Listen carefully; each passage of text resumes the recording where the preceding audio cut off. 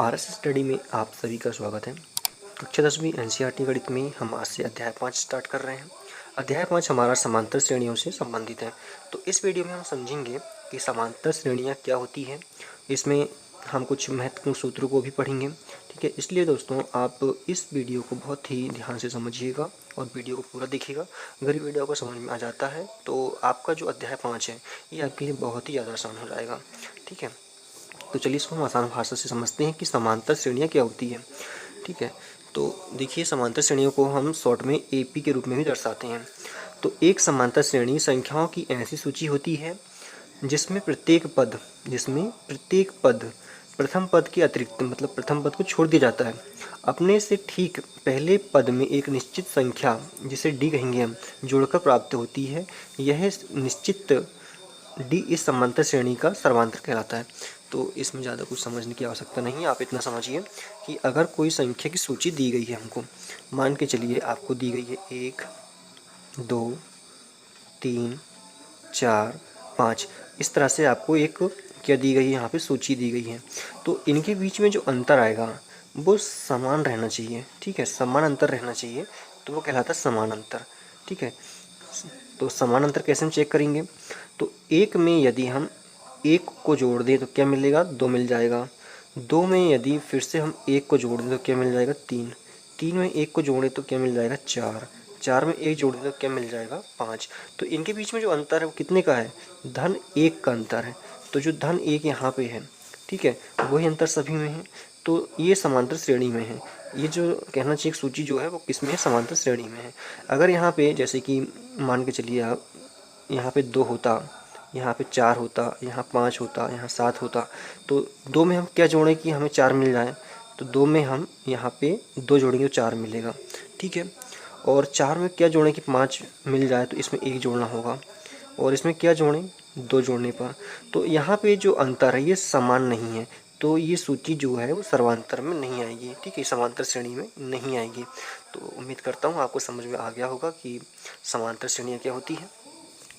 तो यहाँ पे ध्यान रखिएगा आप कि जो श्रेणी हमको दी गई है इसमें जो अंतर होता है, ठीक है, अंतर यहाँ पे धनात्मक भी हो सकता है, ऋणात्मक भी हो सकता है और जीरो भी हो सकता है। तो जो अंतर आएगा ये कहलाता है सर्वांतर। ठीक है, क्या कहलाता है? ये सर्वांतर कहलाता है। और इसी सर्वांतर को हम डी से दर्शाते हैं। किसे दर्शाते हैं? डी से दर्शाते हैं। तो और जो श्रेणी आती है, समांतर श्रेणी आती है, इसको हम दर्शाते हैं एपी से। किससे दर्शाते हैं? एपी से। ठीक है, तो उम्मीद करता हूँ आपको समांतर श्रेणी समझ में आ गई होगी। तो वही बात इस पर कही गई है कि एक समांतर श्रेणी संख्याओं की ऐसी सूची होती है जिसमें प्रत्येक पद में एक निश्चित संख्या जोड़ के बनाई जाती है। ठीक है, और जो उसमें अंतर पाया जाता है वो सर्वांतर कहलाता है।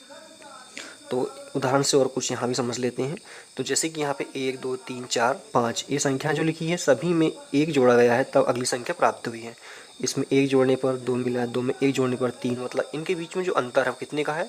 धन 1 का है। और उसी प्रकार यहाँ पे जो संख्या लिखी गई हैं इनमें भी कितने का अंतर है? 0 1 का अंतर है। ठीक है, अगर सर्वांतर कैसे निकाला जाए, अगर पूछ लिया जाए हमसे तो सर्वांतर कैसे निकालेंगे हम? तो यहाँ पे जो प्रथम पद दिया होता है इसको छोड़कर या कह सकते हैं जो द्वितीय पद, प्रथम पद द्वितीय पद, तो प्रथम पद को हम ए से A1 से दर्शाते हैं और द्वितीय पद A2 से, तृतीय पद A3 से, मतलब ऐसे ए के बाद में नंबर आते जाते हैं। अगर हमको डी निकालना, डी मतलब सर्वांतर निकालना, तो कैसे निकालेंगे? तो जो द्वितीय पद है तो A2 है, A2 से माइनस A1 को हम कर देंगे, तो जो भी अंतर आएगा वो डी कहलाएगा। ठीक है, सर्वांतर कहलाएगा। तो यहाँ पे ए क्या है? प्रथम पद है और डी सर्वांतर है। तो ये तो आप समझ गए होंगे।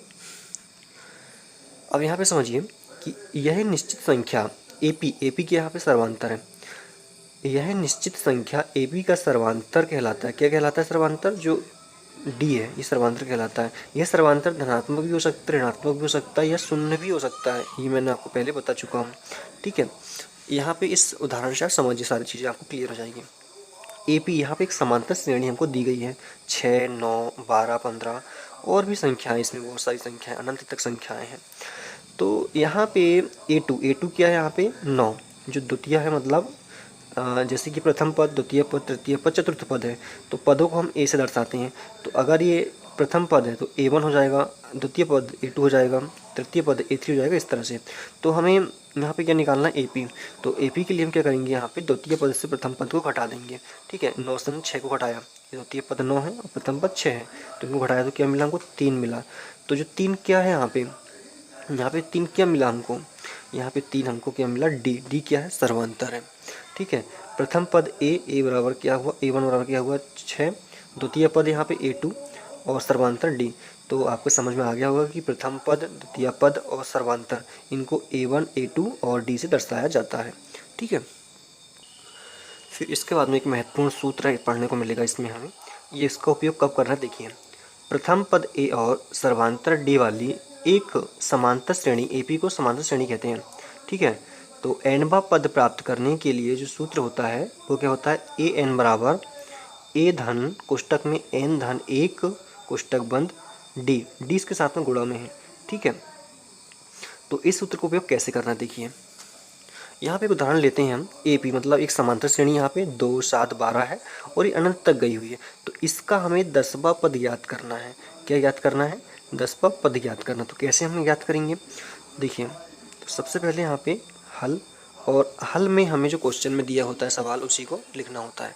ठीक है, तो यहाँ पे हो जाएगा AP 2 7 12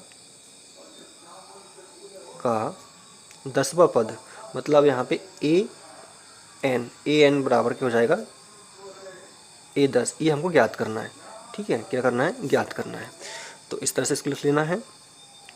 तो इसको हम कैसे ज्ञात करेंगे, इसको ज्ञात करने के लिए पहले हम देखते हैं इसमें कि जो प्रथम पद है वो क्या है। प्रथम पद यहाँ पे हो जाएगा A1 क्या है यहाँ पे 2 है, और A2 क्या है यहाँ पे 7 है, और D क्या है यहाँ पे, तो D कैसे निकालेंगे हम, A2 माइनस A1 से निकालेंगे। ठीक है, A2 कितना है 7 है, A1 कितना है 2 है। अब 7 में से 2 चला जाएगा यहाँ पे, तो कितना बचेगा 5। ठीक है, तो यहाँ पे हमने इससे क्या निकाल लिया, यहाँ पे D निकाल लिया। तो सूत्र में D था, D हमको मिल चुका है। उसके बाद में यहाँ पे क्या ज़रूरत थी हमको A की, A क्या है यहाँ पे, अब A यहाँ पे आ जाएगा 2, A मतलब क्या है यहाँ पे प्रथम पद है। ठीक है, A जो होता है वो प्रथम पद ही होता है, यहाँ पे 1 लगाएं ना लगाएं कोई यहाँ पे दिक्कत नहीं है। ठीक है, N क्या है 10 है, क्योंकि हमें यहाँ पे 10वां पद याद करना है। ठीक है, तो अब यहाँ पे हम सूत्र का उपयोग करेंगे। तो AN बराबर क्या हो जाएगा, A धन N धन 1 D। तो AN बराबर A के स्थान पर क्या जाएगा, यहाँ पे 2 जाएगा। देखिए यहाँ पे 1 नहीं लगा है तो कोई दिक्कत नहीं है, यहाँ पे प्रथम पद ही कहलाएगा ये। तो ये जाएगा 2 धन N के स्थान पर क्या जाएगा, हम चाहे तो यहाँ पे लिख सकते हैं N बराबर 10। ठीक है, तो N बराबर यहाँ पे जाएगा कितना 10 ऋण 1, और D का मान हमने कितना निकाला अभी 5। ठीक है, ये जो है D का मान निकाला हमने यहाँ पे, तो ये 5 आ गया। अब इसे हल कर लेना है। तो AN बराबर 2 धन, पहले कोष्टक को हल किया जाता है, 10 में से 1 गया तो बचेगा 9, इसका गुणा हो जाएगा 5 से। तो AN बराबर 2 धन 9 × 5 = 45, और AN बराबर आ जाएगा 47। तो हम कह सकते हैं यहाँ पे अतः AP का 10वां पद, अतः AP क्या है समांतर श्रेणी का 10वां पद क्या हो जाएगा यहाँ पे 47 है। ठीक है, यही इसका आंसर हो जाएगा।